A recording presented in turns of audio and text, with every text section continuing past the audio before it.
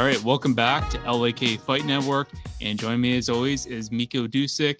Miko is going to be going for 3-0 against Shane Melo at BTC 32 on September 13th. So, as always, welcome, man. How's it going, bro? Nice to be back. And thanks for taking the time, man. No problem, bro. I like doing these things. I like chatting. So I'm a motor mouth. Hey, no worries. So, how are you and how are you feeling? You just got done training? Yeah, I'm good. Yeah, I trained this morning. I had a couple hour session. I did some pads with jelly. Um, did a little bit of wrestling after that. Did some cardio, and I'm at work. Just chilling. That's good to hear. So first off, this is going to be fight number 3 in the last pretty much 5 months. Um, Explain your mindset and you just the work ethic that allows you to be able to do something like this. I'm to be honest, man, I'm a go guy. I go crazy if I'm not active. So I like it. This will be my third MMA fight. I think I have 2 kickboxing fights in that time as well. So that puts me at 5 fights. I did 2 jits tournaments. I think 2 super fights, like jiu-jitsu super fights as well since February, basically. So it's a lot. It's a lot of activity, which I love, man. I'm a workhorse. I like to be active. I like to keep my mind sharp, keep my body sharp. And when I'm working like this, it helps me put everything together. I think when you're competing, I think that's when you really see the improvements, man. Training is one thing, but it's like you learn in a 3 round fight, you learn things that would take you months to learn in the room. So I like to stay active, man. Mindset is the goal. Well, you talk about wanting you like to stay active, but do you feel also it's kind of killing two birds with one stone because not only do you like to stay active, but then it's also showing, the promotion is showing, future promotions that this is the guy that's willing to step up. This is the guy that wants to stay active and is not going to be turning down fights. Yeah, dude, I like that. I want to be that guy, I'm a very I always look to the future. I talk about this a lot. Like I look to the future. And I think when you're looking to be professional, not just like an average professional, not like a low pro, like I want to get to the highest level that I could possibly get. And I think that makes you an asset to any promotion, right? If you're a guy that'll take last minute fights, a guy that'll be active all the time.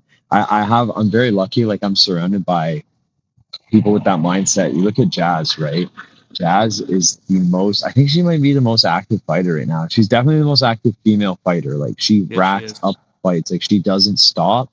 So, you look at people like her, right? Or like, Alex Pereira was a big one, right? Like just call him anytime. Alex Volkanovski, call him anytime. Like, I hate to bring this guy up. He's fighting my teammate, but Kevin Holland, right? Call him anytime. He's there. He's active. I like that, and I want to be one of those people. And like, it's the same way I approach everything in my life. Like I'm balls to the wall. If I like to do something, I do it, and I live it, and I make my life about it. So this is no different. Well, and speaking of Kevin Holland, he's going to be fighting Mike Malott coming up, so that's going to be a great fight for both guys. I think that's great for NTT. Yeah. I want to talk about the gym real quick. There's been the social media has been really booming there, not just with the success with just all the fighters and run the trains, but just the exposure that you guys are creating for yourselves. How do you welcome that? Oh, I love it. I think fighting is not just a lifestyle, but it's a business. So I think getting that aspect of things is something that a lot of fighters lack. Let's be honest, like we see it all the time. You can be the best fighter if you're not marketable. If you're a great fighter, but no one knows your name, who cares, right? Look at Bilal Muhammad, right? Like, he was the champion, and a lot of people didn't even know who he was. There's people like that, So like, I think our social media, like, I know lately we've put a turn on to like really get our social media better on YouTube and Instagram and stuff like that. It's been getting a lot better, and I think not only that, but you got a lot of guys like me. You got Clip, Cody, Tisha. Like we're guys that like to be online. We like to do a lot of that stuff. So it makes it really easy. We're a gym full. I think you could do a reality show in my gym. You could do like a sitcom in the gym, like those old sitcoms where like they have those like really corny like intros and it shows someone and they wave at the camera and show their name. Like you could do that at our gym. We have the personalities. We're a bunch of cartoon characters, honest to God. So it's a cool environment to be around, but I love that we're kind of getting active on social media. I think we got a good group, a good balance. Skill. I mean, if you don't have the skill, what's the point? But it's like we got the skill, we got the personalities, we got the presence. It's a good time to be at this gym, man. All right, well, let's get this out of the way. So you're not one to want to combine egg whites and Diet Coke, right?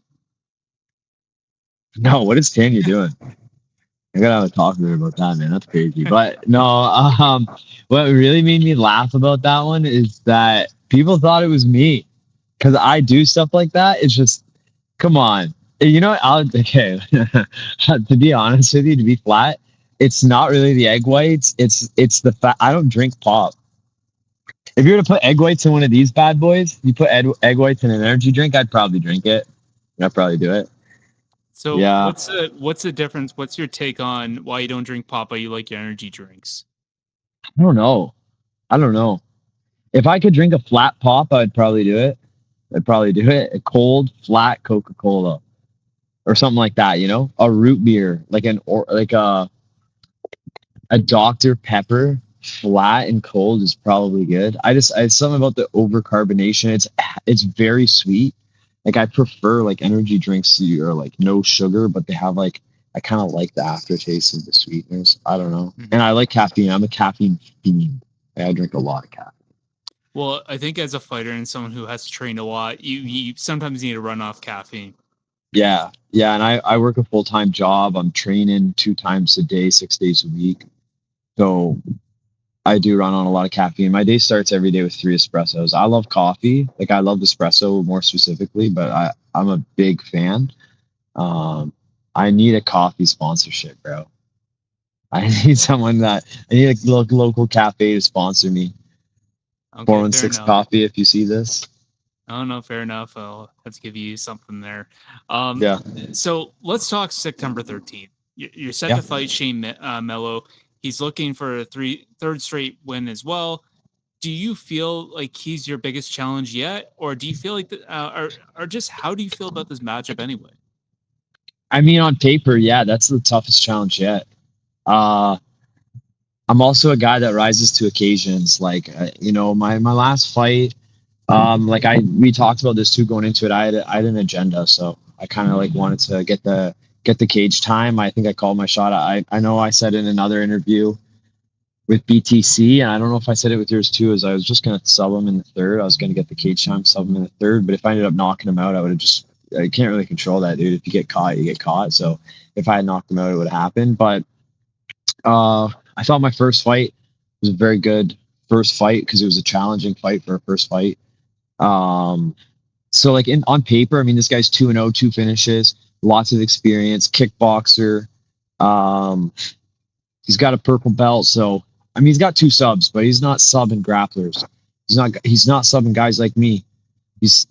So there's that. But he's a purple belt, and I respect everybody's skills. I don't ever underestimate anybody. I didn't even underestimate my last opponent. A lot of people were talking shit about him being up to a fight. Like, I don't underestimate anybody. It's a fight. But on paper, it's my toughest challenge for sure.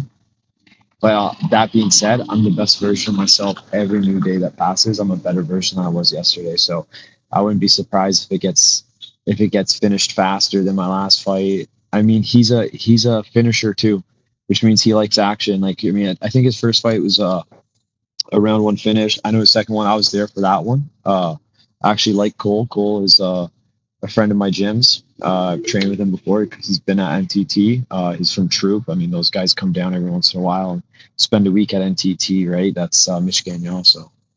Um, I watched that fight.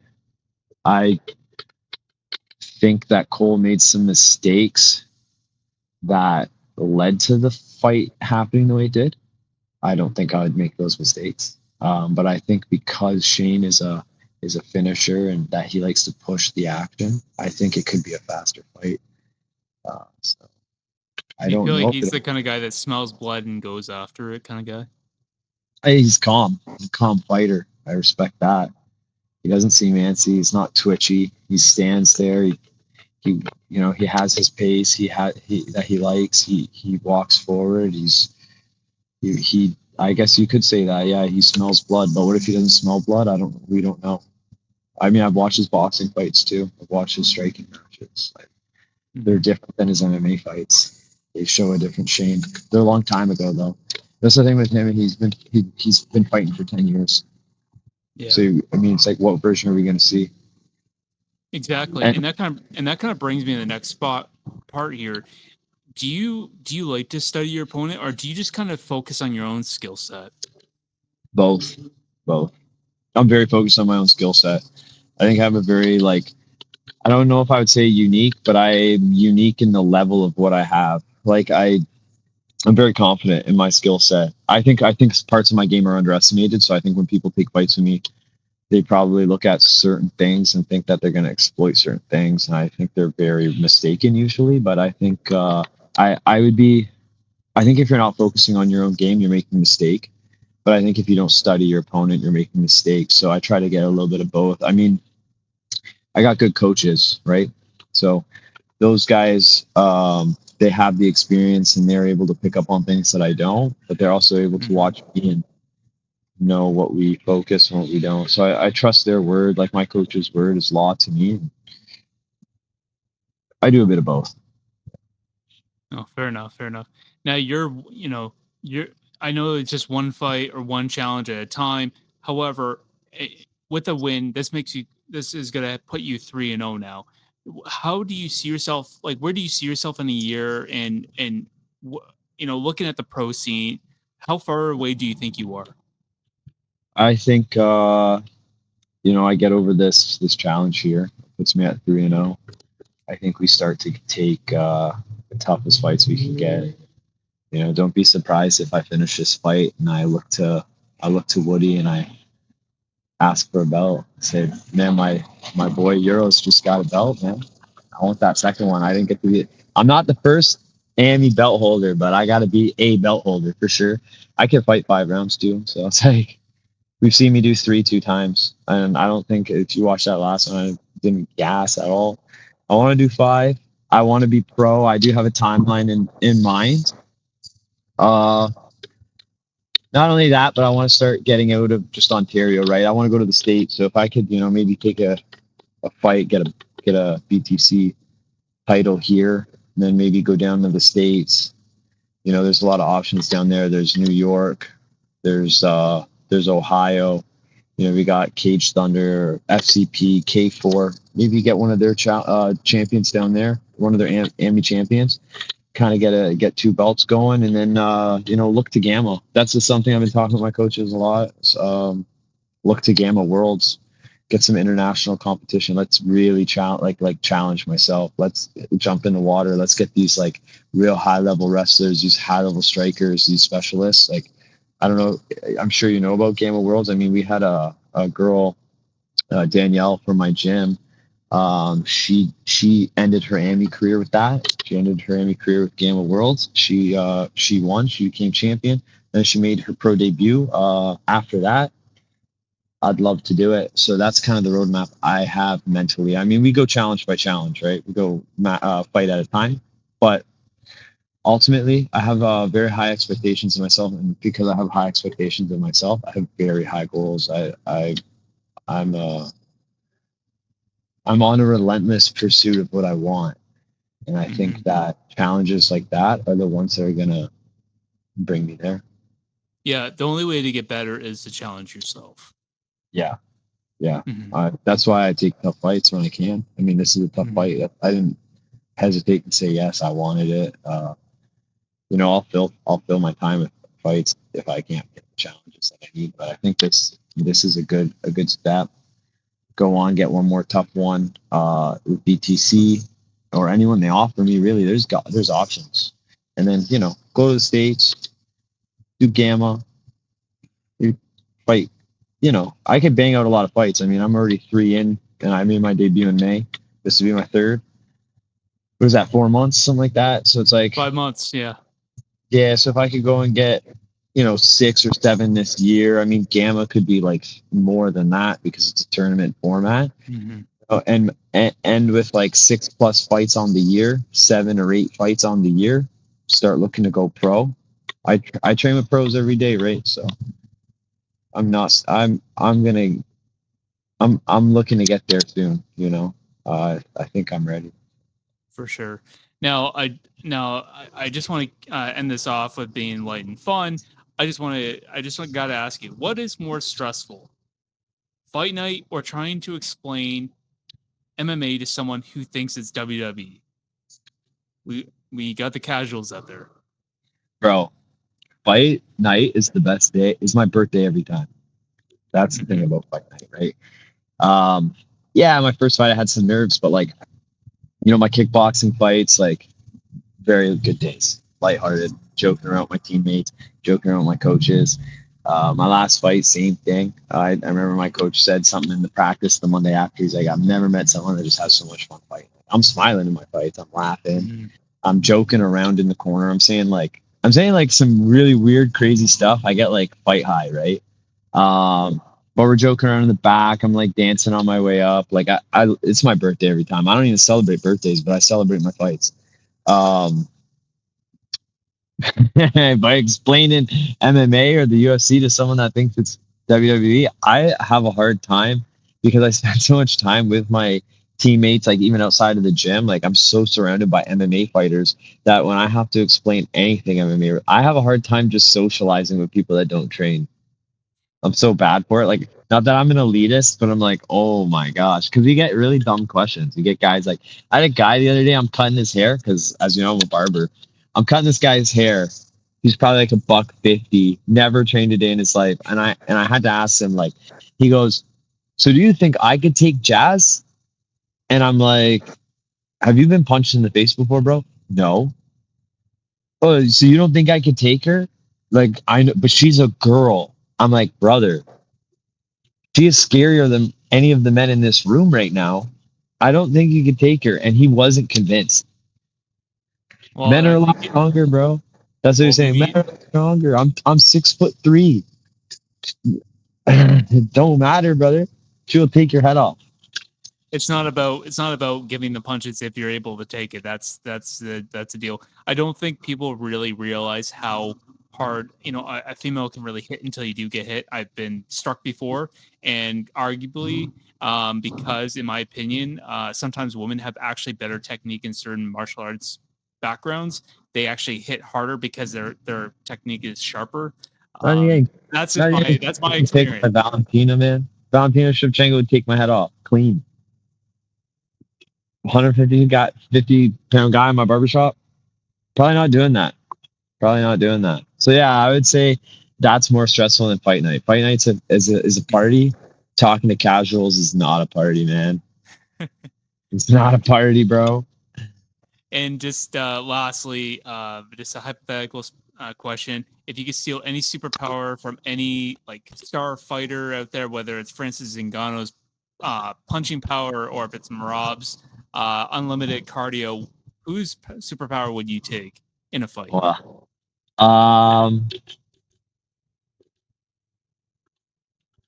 hmm, that's a tough one.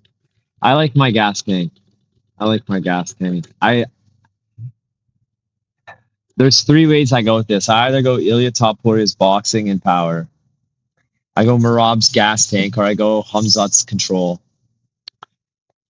All three of those are things that I think fit into my game well. That's why. If I had to pick, you know what? I'll go Ilya because I go Ilya. I think. Okay. Why? Because he's like, I don't know. I think just because right now he's the man. He's the man. Or Hamzat. That's my goal, right? Like at the end of the day, I want to be the flyweight Hamzat. I don't know. Or the flyweight Ilya or any of these guys. Yeah, that's a three-way tie. No, I'll actually put it. It's Ilya or Hamzat. I don't. The gas tank. I got the gas tank. We're good. Oh, fair enough. Fair Yeah. enough. Well, Start. I mean, hopefully we'll see you one day put on masterclass performance just like Hamza and just control the whole time and uh and just be able to dominate. But anyway, in all seriousness, I appreciate you taking the time. We're running up on time here. And Miko, it's always a pleasure having you on here and for having you talk about this and talk about your fight. And just good luck on September 13th. Thank you, dude. I appreciate it. Can I do a Hey, little no shout problem. out from sponsors? Absolutely. Yeah, sick. Yeah. Shout out. I just got a new sponsor today, Property Rehab. Super. They actually do really good work. I don't really typically pay much attention to construction. I'm not that type of guy, but like the work they do is really cool. Every time I see like one of the renos they post on their social media, super sick. Plant of Life, Sahara Supplements, they've been rocking with me for all my fights now. Actually, they're with me for all my kickboxing fights, all my MMA, so shout out to them. And who else do I got? Cedar Knoll, another renovations company. Warriors MMA. Yeah, sick. I think that's all of them. If I forget something, then that's my bad. JD Painting, Jared Dumont Painting. If you need a house painted, he'll do it. Excellent. Sick, dude.